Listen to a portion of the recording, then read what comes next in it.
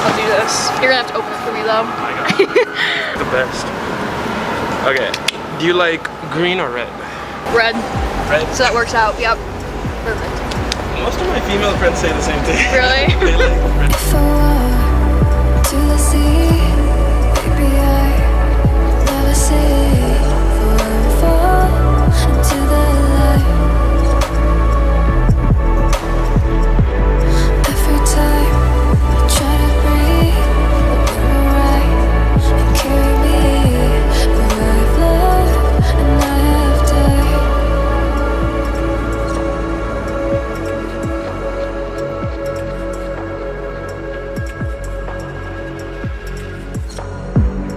So I won't hold back, and you should know that what's never good, just have regrets. So I won't go back, oh, but I got me to forget the time I lost, the regrets. Moonshine back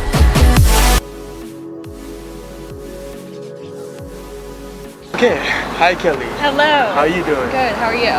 Amazing. Welcome to the podcast. Thank you. I'm so honored. Great to have you. So, just if you could tell the audience what you do, who you are, and just briefly what is your origin story, and what you bring to the table in terms of female entrepreneurship. Yeah. So I'm Kelly. I'm 25 and I recently dropped out of my doctorate program to take on entrepreneurship full time. I just realized living life where I'm consumed by something. As a school, I was studying like 80 hours a week and I literally had no life, no social life. I stopped my passion for dance. I cut out working out and I just was not happy overall, even though this was a goal of mine since I was 15 years old. And I just realized happiness over career is everything. So I made a scary decision in May to switch over to entrepreneurship full time. And like, even though I didn't really know what I was doing, I had great mentors, business partners who guided me along the way. And I can confidently say now I'm in such a better position 6 months later. So That's great to hear. yeah. What do you think was the main motivation for you to join med school in the first place? And could you describe what were some of the challenges you were facing during this experience? Definitely, yeah. So the main reason I wanted to go to med school was because growing up I experienced several injuries. So in high school I was on the dance team and I fractured my back, and that was like the biggest injury I had.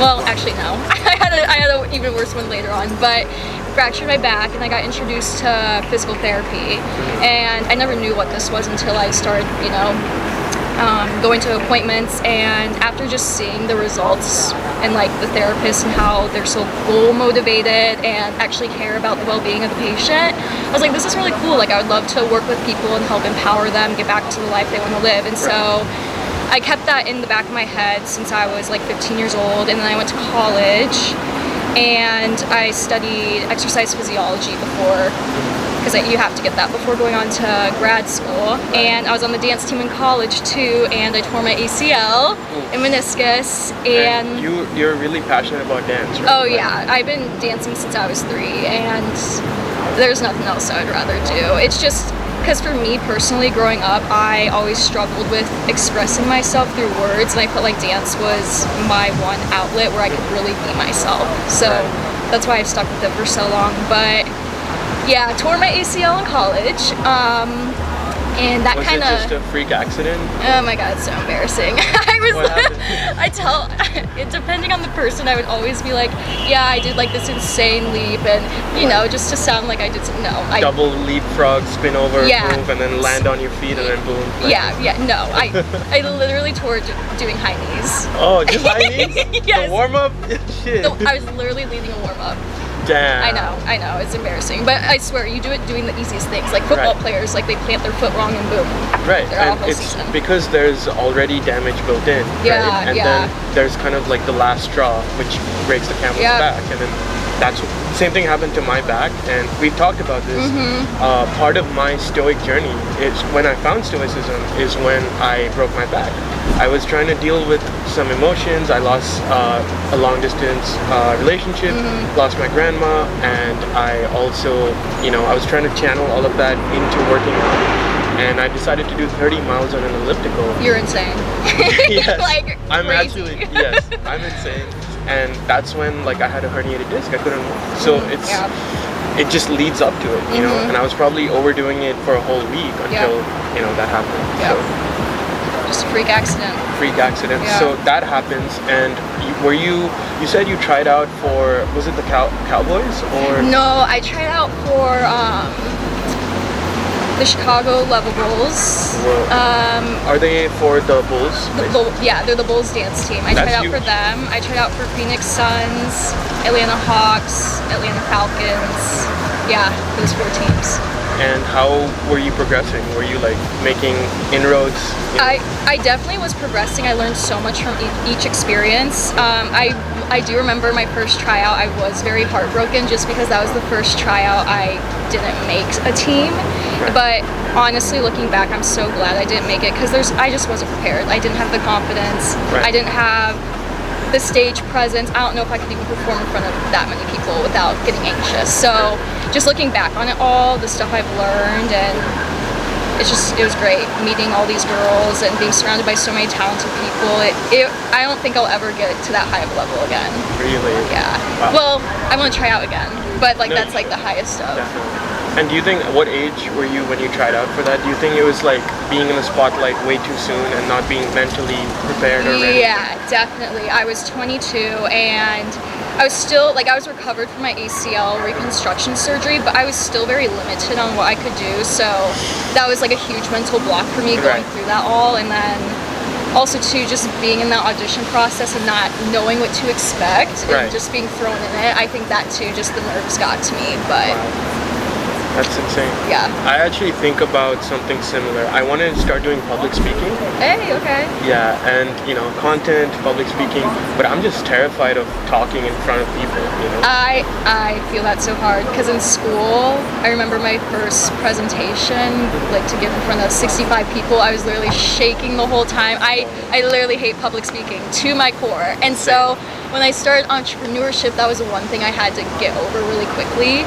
And I kept forcing myself just one time each day to reach out to someone random on social media. And even though it wasn't a huge crowd, usually I don't go up to strangers or random people and introduce myself. I usually just wait for people to kind of reach out to me. So stepping out of that comfort zone, I was so anxious the whole time. But I swear, the more you do it, the more second nature it becomes. Oh my god! There we go. We have fairy lighting now. Let's go. Perfect timing. She called it. She was like, "The lighting's gonna get better, right?" Yeah. But to your point, that's how we met, right? I was at a business networking event at the Gwen in Chicago, and I was with a friend who worked at Capital One at the time, and I just happened to run into you, and we just hit it off on entrepreneurship, right? And content. You said so in terms of social media, what is the level that you're at right now, and what are you trying to reach across platforms? Yeah, so my main focus right now is Instagram, and then whatever I make for that platform, I just repurpose it for TikTok, YouTube. Haven't really dabbled a lot in Snapchat, but I'll get to that later. Snapchat's for famous people. Yeah, we'll get there. We'll get there. But yeah, so I started out with less than 2K followers in May, and now I have a little bit over 4K just all by organic, right? Just by reels, reposting reels. Yeah, stories every day. Well, I've slowed down quite a bit, but I try to do it every day. And yeah, just engaging with my audience, and even just reaching out to people through Instagram. I'm gonna ask my editor, can you put in over here one of her reels from Instagram, and it just shows off the content you make. I remember you put Finesse by Drake, and it was it cut to the sky, and then a networking event, and then you, and then it's just really well made. And as a content creator myself, I was this is engaging, it shows off. And I say female entrepreneurship because there are certain roadblocks and challenges that you guys face that might be a little different, but it shows off the whole process. It's like the self-affirmations that you put out, the self-belief stuff. Yeah. It ties in with stoicism, because to improve, to hold yourself to the highest character, you have to love yourself first. Yep. And that's like a key tenet of stoicism. So what is the motivation for you to do that type of content on your reels? What are you kind of going for in terms of what you post on Instagram? So I always think back to the girl I used to be in high school, and just how shy I was and how doubtful I was of myself, and just looking back of the growth I've made over literally 10 years is absolutely insane. Like, I don't even recognize her anymore. And I just know people that I've known in high school and college, like, they still deal with that self-doubt. And now that I'm at a point where I can surround myself with people that give me motivation, give me podcasts to listen to, I swear, you are the yeah. And then also my business partners, they send me podcasts, book recommendations. That shit works. And it may sound like, I don't know, what's the term? Wishy-washy. Yeah. Or just like, that doesn't work. You're just saying, like, you're delusional. But no, like, you're actually reprogramming your brain. Like, 100%. Another thing too I learned in school is that your brain is literally plastic. So like, you can change it. If you do something so many times to the point it becomes second nature, like, you start to believe it. 100%. Because I used to think like, I need to go to school to get a job, I need to work a 9 to 5 to be successful. But after reading that book you gave me, I'm not even done with it, but I'm like, the light bulb is going off. Just how different the slow lane, the sidewalk, the slow lane, and the fast lane. Yeah. So the book is Millionaire Fast Lane by MJ DeMarco. How would you summarize the book? And like, no pressure, obviously. I'm not putting you on the spot. I was like, whatever you could. Retention span with books is actually. But anyways, like, just reading, I'm like, damn, that makes sense. Like, there was one thing they talked about was leverage, and how that's so crucial to become successful. And I feel like, the jobs people have, they're working for someone else where they're not able to leverage people, and it's just like a totally different world that we're not taught or we don't know about unless we live in that type of family household. But and then when someone's introduced to that, they're like, oh, it's too good to be true, or it's just so foreign to them, they get a little bit iffy about it. Because when I started entrepreneurship and I was talking to my now business partner Noah, he was telling me like all about what he did, and like at first it was just so new, and I was like, I've never even heard of this world. And just having that belief in myself and that belief in him to just be like, I have nothing, literally nothing to lose. Like, I can try, and if I fail, so what? At least I now know. But going after something, even if it brings you that uncertainty, you just gotta. It propels you forward, and then once you break into that world, there's no turning back. Exactly. You look at, so the book also touches upon societal standards. They say, hey, you should go to med school, you should level up your education, and then work that job, get your retirement, and then just like settle down. Yeah. But there's so many people, like, I'm a content creator, I work at a finance firm, but I'm like, I don't get everything I need, or like I don't get to express myself the way I do with content. And another thing you touched upon, like, birds of a feather flock together, right? Yep. I took this entrepreneurship program called Adonis School by this YouTuber called Hamza Ahmed, and that's when I surrounded myself with other entrepreneurs. It like changed my neuroplasticity. It's crazy. Like, even looking back to May, I'm like, whoa, that like different human. Definitely, and it puts you in a mindset of, okay, now I should be leveraging everything I have, all my social media, to try to propel my businesses. Yeah. So yeah, that's definitely very powerful. So I guess transitioning, what made you quit? What was your last straw point in med school, and what did you start doing once you stepped into entrepreneurship? Like, what was the actual thing? Yeah, so my last straw with med school, I remember this so vividly. I was struggling so hard, and I have a learning disability, so it just takes me longer than the average person to just process what's happening. But I was so determined to be a physical therapist. I worked my butt off. But anyways, first semester I just really struggled, and I told my parents, I was like, if I don't make it through the program, just know I gave it my all. Right. And they're like, I'm so thankful I have supportive parents, because they're like, you know what, we see how hard you're working, we understand the struggles you're going through, and not everyone's going to understand that, but we have your back fully on whatever you do. So I was like, that gave me the reassurance that I'll be okay doing whatever I end up doing. And so second semester came along, and it was just insane. For finals week, we had 8 finals in 1 week, and this is a doctorate program. This isn't some easy musical theater 101. Like, this is some hard shit. Hard shit. Yeah, and my brain was just on overload. Oh my god, like, just looking back, I was getting Snapchat memories the other day, and it was just me just like having mental breakdowns every single day. I just looked ill. Like, it was bad. Like, I'm not hating on the profession at all by any means. My situation is so different from other people just because of how, you know, with my learning disability, it just makes it so much harder. But so what is your learning disability, and how does it, you know, stop you from living your best version, you know, while learning? Yeah, so I have a deficit in reading fluency and comprehension. So that just basically means if I read something, I don't remember it. I have to read it like 10, 20 times before it fully clicks. Right. And also too, I have dyslexia. So yeah, when I'm reading, I'll like flip-flop. Okay, it's not that bad. It's not that bad. But like when I read, like I flip-flop words sometimes. Or sometimes I'll even like say something that's the opposite meaning of another thing. Whoa. Yeah, I don't know. My brain's just, it's like that. I'm more right-sided.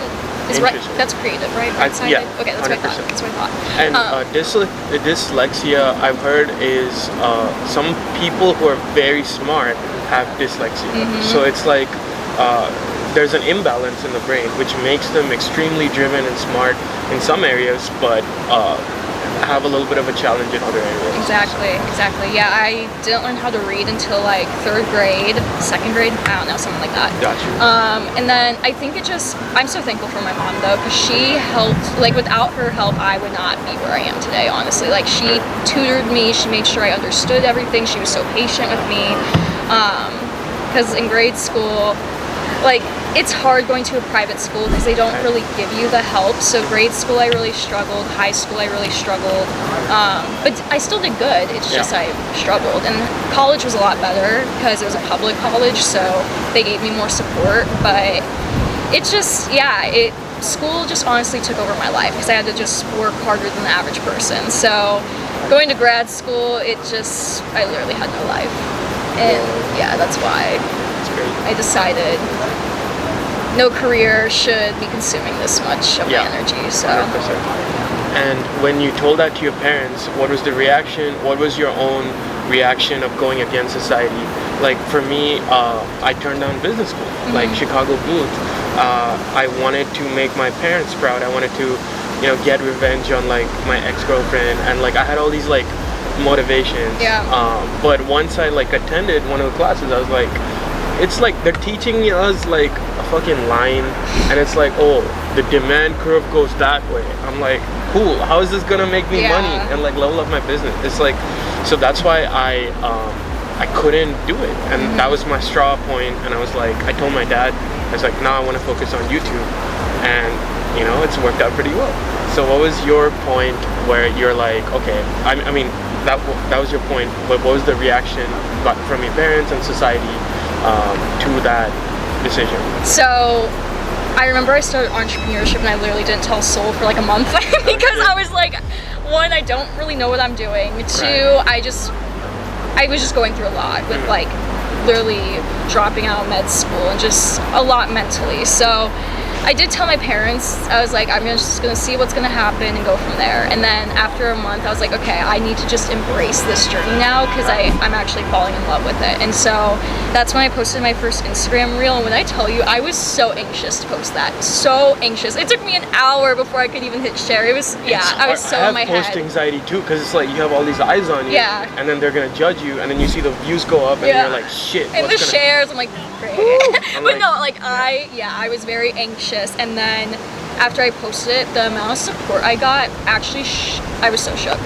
I got so many text messages, so many comments, so many phone calls. People just reached out to me like, you're literally killing it. You're gonna be so inspiring. And I was like, this is shocking because I felt like people were gonna judge me and be like, why are you dropping out? You're getting like not even following a career that's gonna help you in the long run, you know what I Right. mean? And so having that support was literally everything. And so after that, I was like, I guess this is meant to be. And Right. after that, I realized once you start embracing something and not like forcing it to happen, it just comes naturally. So after that, like posting now, it's like it's second nature. Like I don't even care anymore, Right. which is so nice. But that first post, I will say that, It was nerve-wracking. yeah. Crazy. I can relate. I guess so. Now that you have gone away from med school, you're trying to do the entrepreneurship thing. What are some of the building blocks? Like, what helps you pay rent? What are you aiming towards? What does your day look like? What is the transition towards Yeah, that? definitely. So I'm associated with like 3 things right now. So with entrepreneurship, I'm really big in the training space, and the platform that we have has amazing technology where you can literally just hit a button and a trade is in the system and you're good to go. How's the buzzball, by the way? It's good, actually. 15%, you know. That's crazy for this small thing. Yeah. But yeah, so what are some of the building blocks towards transitioning to an entrepreneur? What was the first place you started looking? Was it Noah or your business partner who kind of reached out to you? Did you meet them at a networking event? What was that journey like? Yeah, so basically I just started reaching out to random people because I was just in a weird spot where I wanted to change career paths, but I didn't know what to do because for 10 years I thought I was going to be a doctor. And so Noah, I actually was following him on Facebook for a few months before reaching out, but I saw he was doing all this cool stuff like traveling, working whenever, wherever he wanted, and I was like, you know what, might as well reach out, like I got nothing to lose. So I asked if we could hop on a call and just have him explain, you know, what he does, and he was more than happy to. And after we chatted, and it was so funny, we're actually from the same hometown and same college, didn't even know that before reaching out to him. Was it Indianapolis? No, Indiana? Illinois, Peoria. Oh, right. Peoria charter. Yeah. Yeah. I went to U of I, so we took that charter every time from Chicago. Yep, that's the one. But yeah, I reached out to him, we hopped on a call, and by the end of it, I was like, you know, he's like the first person I've reached out to that actually gave me the time of day to explain what he did, and, you know, actually wanted to make sure this would be something that could benefit me in the long run. Because I reached out to other people and they didn't really, I don't know, they just sent me a text, they didn't really care to hop on a call. And so after that interaction, I was like, okay, if I have the mentorship and the resources, I'm definitely gonna be successful. Because with school, I kind of lacked the resources I needed. Yeah. And so as long as I have someone to help guide me, oh, I'll be fine, I'll be good. Because hard work, that doesn't bother me. Like, I just need to know what to do. And so after, you know, hopping on a call, I jumped right in, learned all the skills I needed, and he guided me through the way, and now he taught me everything I need to know to be a mentor to other people. So it's just, yeah. That's really cool. And finding a mentor in the space early on, it can be like a guiding light and like a compass towards like what you want to achieve. I saw in your story it was something trading related. Is that what you guys do? And if you don't mind me asking, what exactly, you don't have to go into the nitty gritty, but like what do you guys do? Is this a LLC? Is this a company? And what was your journey towards that? Because trading is very different from what you were doing before, right? Definitely, yeah. So trading has always interested me, but I was like, I don't think I would be good enough to do it. But when I got introduced to the resources and realized it can be so much more simpler than what the online space tells us, because there's so much saturation out there on TikTok, YouTube. It's hard when there's so much, but when it's narrowed down to a specific strategy and a specific person, it makes life 10 times easier. And so we're big on trading, and at first I was like, I don't know if I could do this, but they made it so simple, like dummy proof, to the point where anyone can do it if you just have a phone and a finger.